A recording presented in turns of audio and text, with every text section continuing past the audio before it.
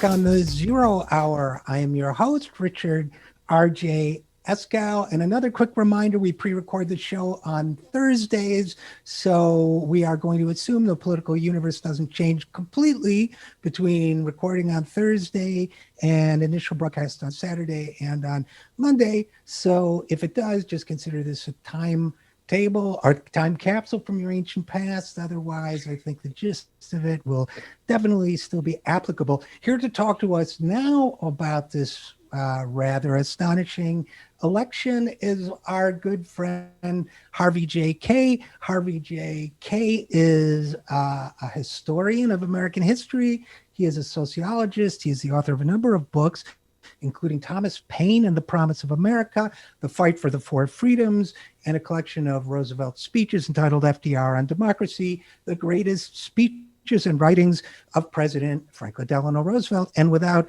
any further ado, Harvey J. Kaye, welcome back to the program. It's a pleasure to be back on. I've been looking forward to this opportunity, though I didn't expect that 5 minutes after we finish talking, something will come up and make this ancient history.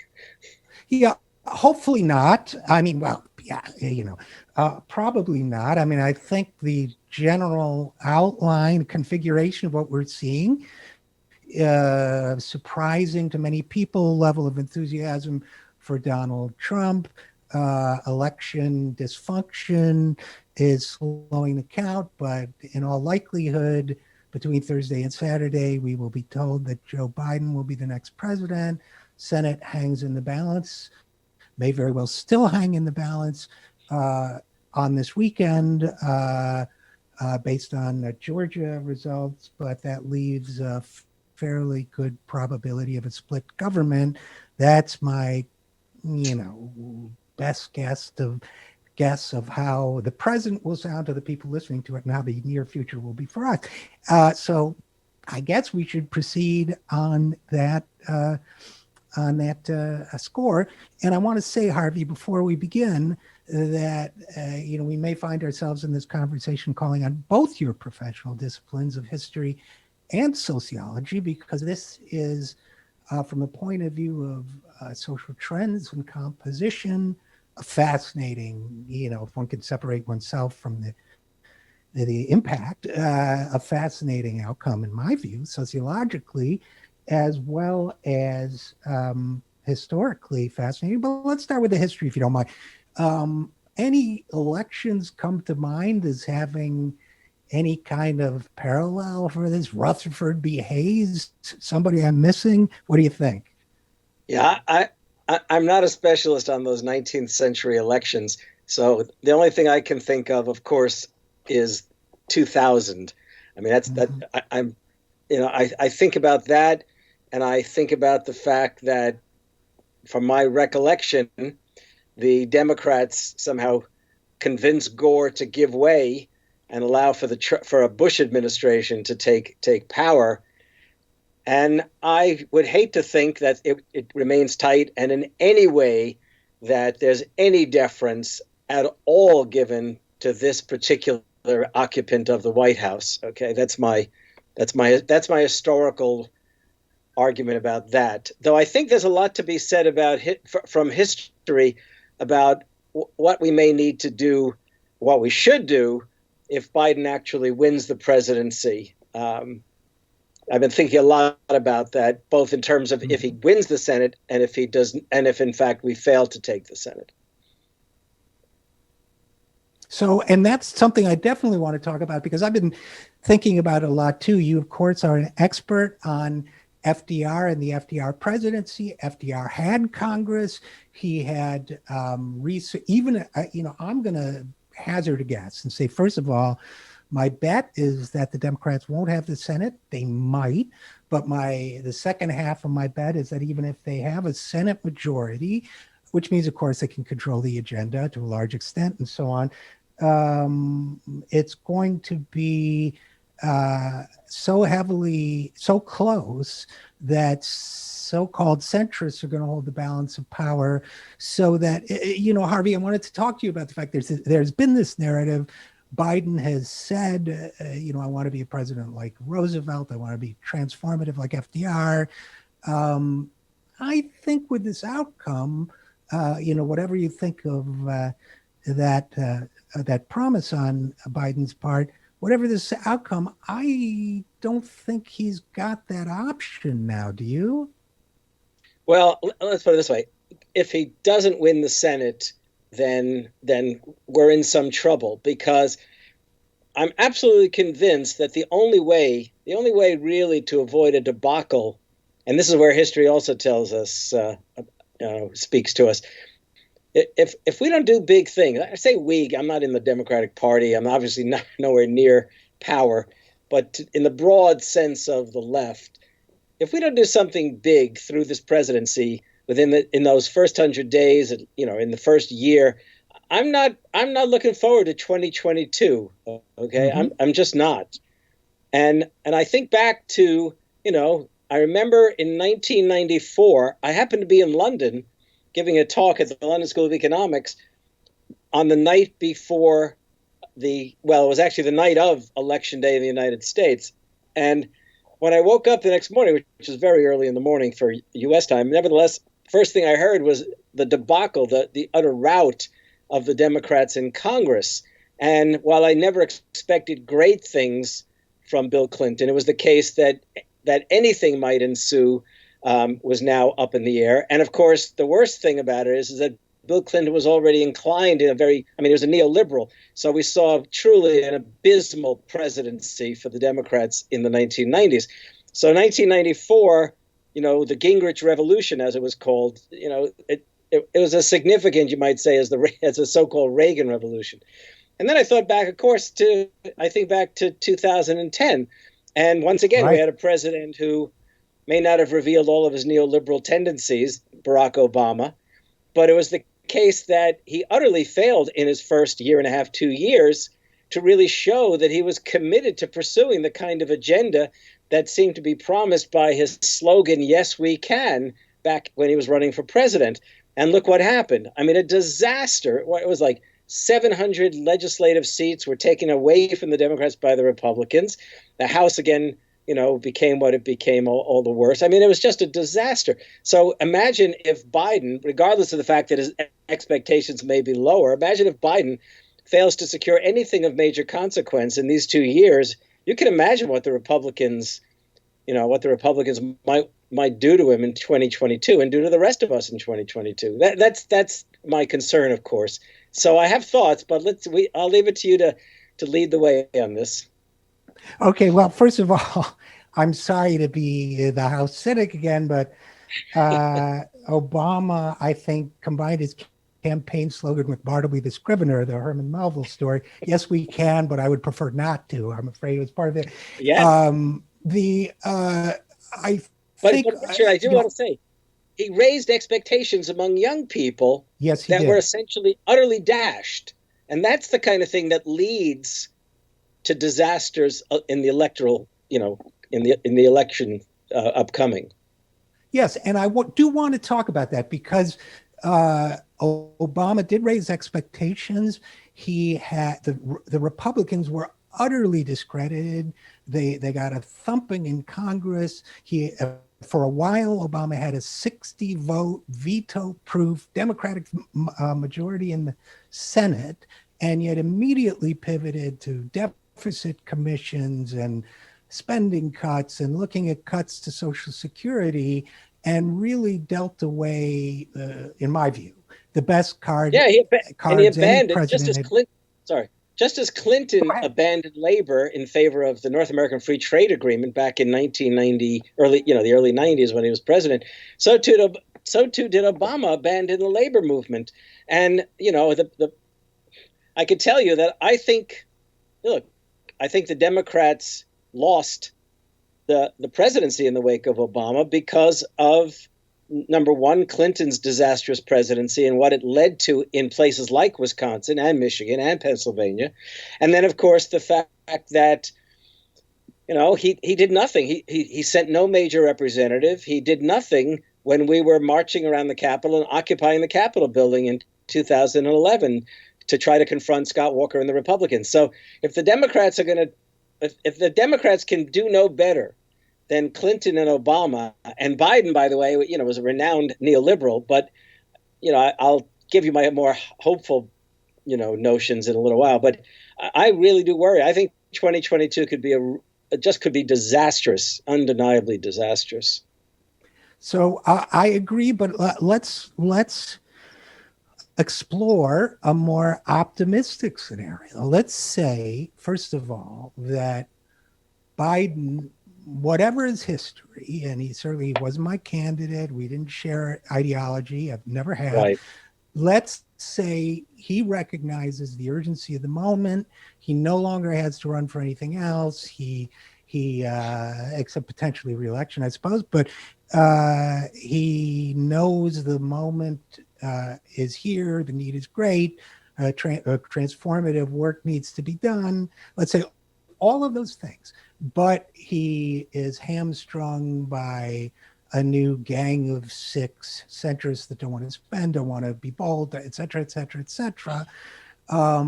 I could still theoretically, but I want your thoughts on it, see a path forward. And the path forward, while not ideal, would be, first of all, a flood of executive orders, getting the military to erect tents in areas hard hit by COVID to treat people, Defense Production Act being used to manufacture personal protection equipment. And every time he's hamstrung by Republicans in the Senate or, conservative Democrats in the Senate out there saying, this is what I want to do, and this is why you need to help me in 2020.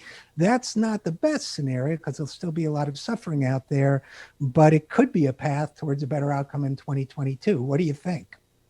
Okay, well, first, and I say this because I can't resist the image of it, is I think somebody should sneak into Biden's house and each night play Stephanie Kelton reading aloud to him the deficit myth. What do you think about that? Okay, that's for starters. Repeat as needed, as the prescriptions say. Yeah, that might be one approach that could work. Yeah. But to or respond to listen, I'd settle for John Maynard Keynes. No, so would I. Okay. Well, okay. I liked your idea immediately of issuing executive orders. Obviously, the first thing to do is rescind the pile of executive orders. I don't even know the full number of Trump's executive orders, but it must be astounding. And I'll just say, to be very clear to everyone, that my younger daughter, is an assistant attorney general of the state of New York, and she is on a very special team of lawyers in the attorney general's office that has had the responsibility the last couple of years of contesting the executive orders and agency initiatives of the Trump administration. And, and it's astounding to me the kind of diverse legal experience my daughter, who's young, is getting because of the diverse and really incredibly horrible executive orders that this man has issued and that the media has paid little attention to. Okay. So, yeah, I like the idea of, definitely he's going to have to turn around Biden, those executive orders, and issue a slew of his own. I also like the fact that he should take the initiative in combating COVID. I think that's essential, especially given the fact that his entire campaign depended upon going after Trump as, in many ways, the monster he is regarding the pandemic. So he's going to have to show real initiative on fighting it. And by the way, the daily number of cases keeps rising in this country. I know. And it's every single day we break a record every day. And I'm in the state of Wisconsin, where we have been a hot spot for so long now. I don't know how many weeks it is. And good part because we have a Republican legislature, which has done everything in its power, and Republican organizations that have done everything in their power to go to the court and overturn every time, every kind of executive order, you might say, by the governor to try to combat the crisis by, shutting bars and other things. And it's clearly the case that in this state, people just do not, I don't know what it is. Have we become so unconcerned about our fellow citizens that we're willing to go out? It's not to protect ourselves that we wear masks, it's to protect other people. Anyhow, I've said that piece about that. But let me put it this way. I think that it's going to be trial and tribulation if in fact we don't take the Senate. But you're right. He can take certain kinds of initiatives very quickly. Number two, I wonder, this is the project that I would urge on him, beyond the idea of cleaning cleaning the swamps, sort of draining the swamp from the Trump people. Here's the other thing. I think he should immediately announce, and I hope they're working on this now. If you hear anything about this, let me know. He should announce a major national public works initiative. I mean, forget the deficit question. Just announce this public works initiative.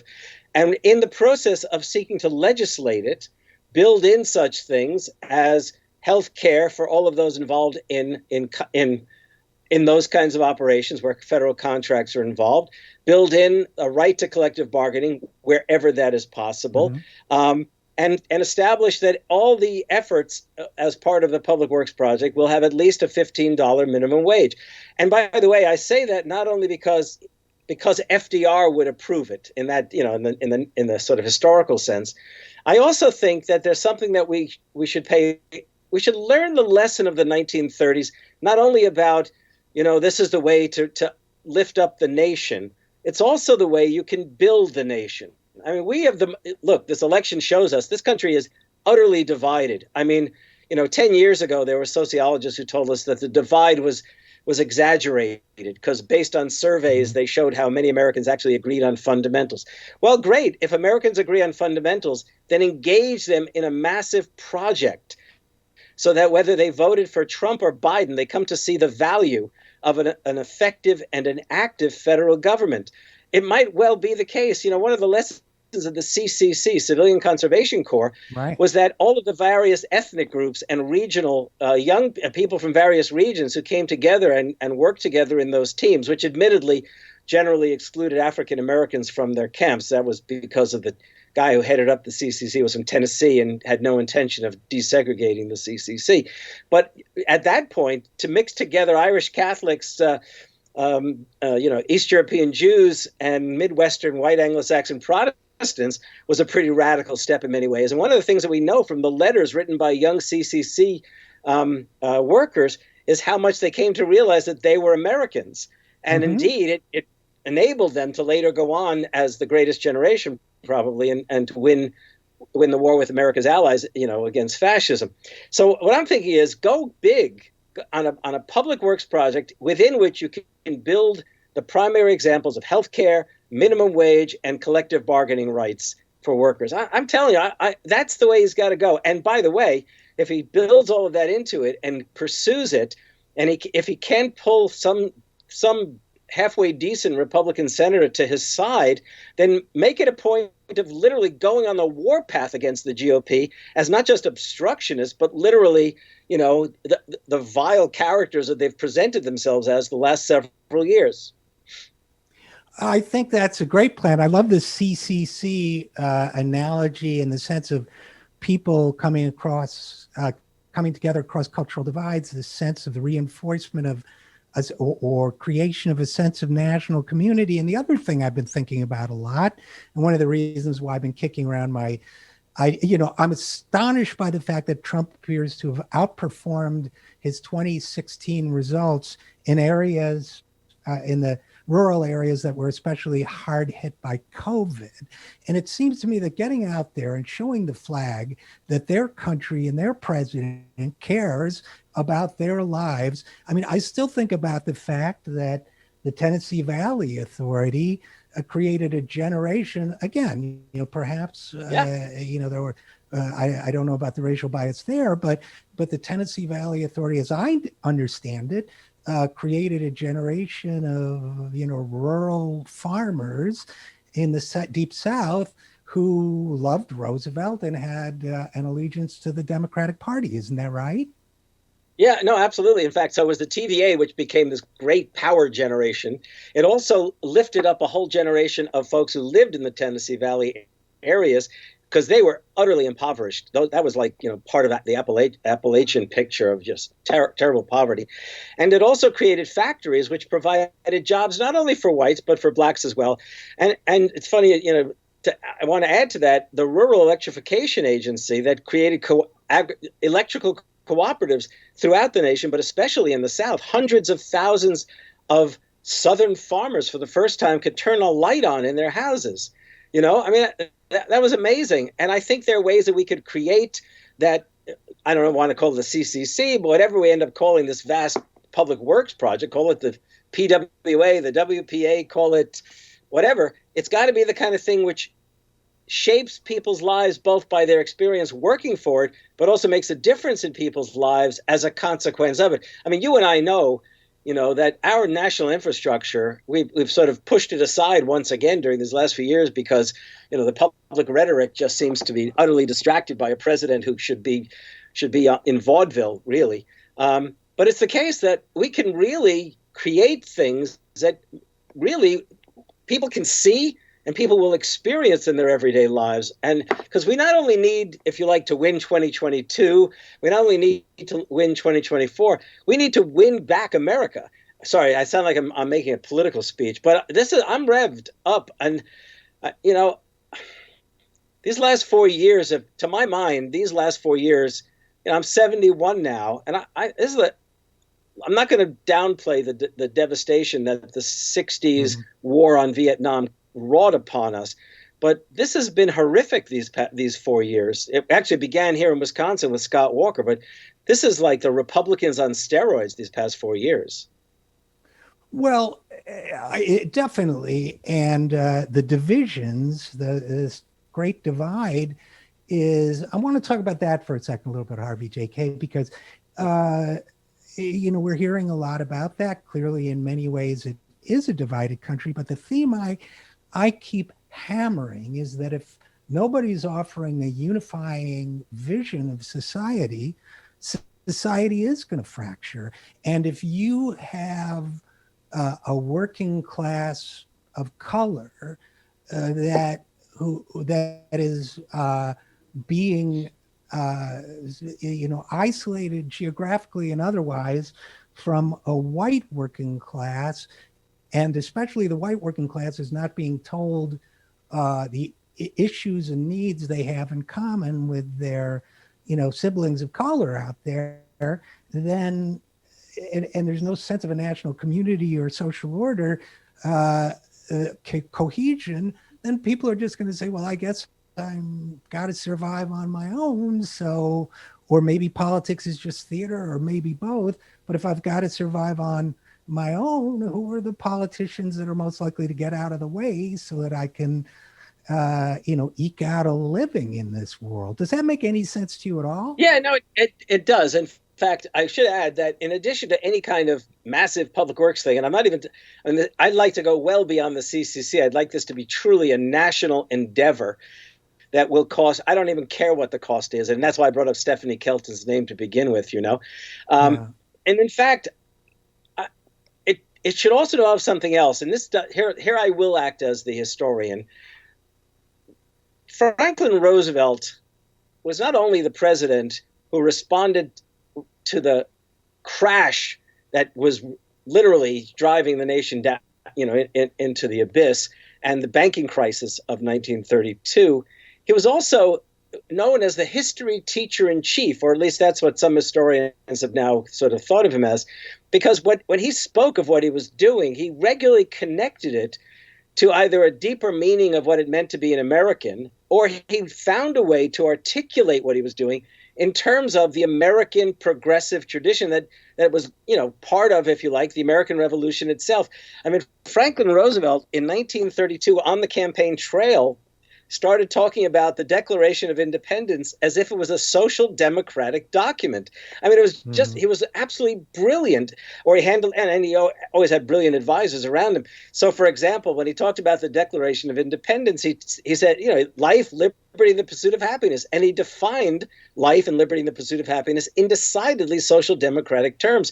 And his whole presidency involved not only the New Deal and the empowerment of labor and the empowerment of working people during the 30s, and also, of course, the war effort, it also always involved a kind of historical education or a transformation of the public rhetoric, so that what it meant to be an American, that if you couldn't see the imperative, he didn't call it social democracy, he called it a new liberalism, but really was the case that generation, as it came to maturity or a youthful maturity in the Depression, and then fought the war. At war's end, they knew that what it meant to be, what what an American was someone who was going to expand upon democracy, was going to extend and deepen it.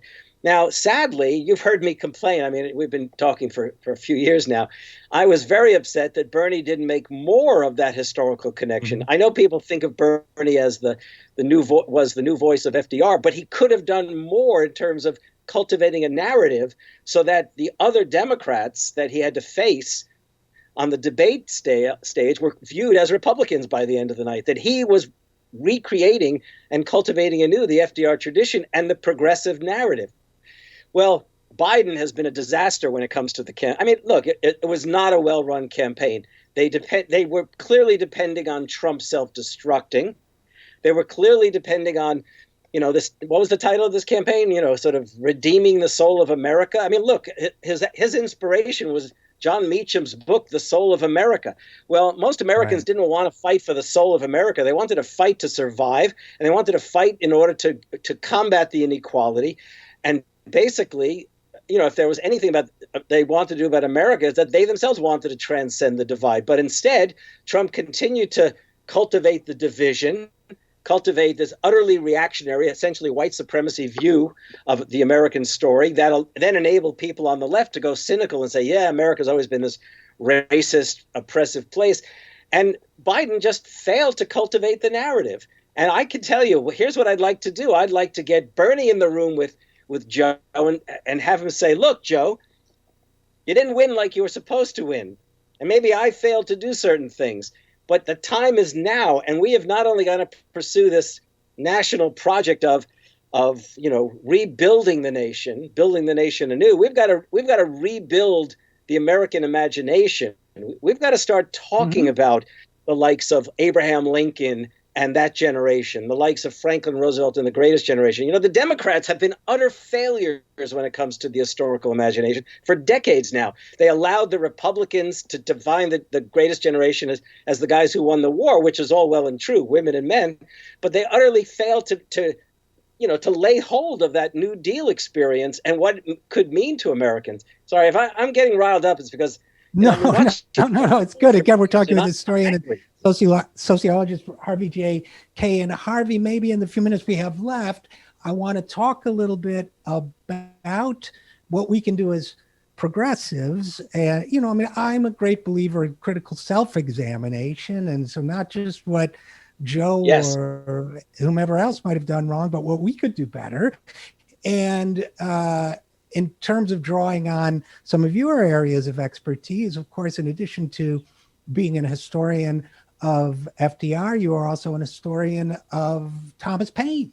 And Thomas Paine articulated in a strikingly few words, all things considered, a vision of a new country that inspired not only many people in the country, but around the world. And while, I don't think we'll create a new Thomas Paine vision here and there, what, just a few thoughts on what aren't we getting across? Because I am dead certain in my heart, we have the right vision, we have the right inspiration, we have the right goals, we can help people, we can move people, but clearly, seems to me, we're not there yet. So any thoughts on that? Well, take the kinds of things I've been saying. On the one hand, I'm angry as hell, at the failings, first of all, of Bernie last year and the failings of Biden this year. And the consequences are evident that in a year when we should have romped politically, we have not romped politically. We're still waiting for the results as you and I speak. And yet, I will not commit myself to any kind of cynicism. I will not commit myself to any kind of mere anger. The anger I will express to you right now. But I actually want to encourage progressives not to say to themselves, now's the time to go to war with Biden.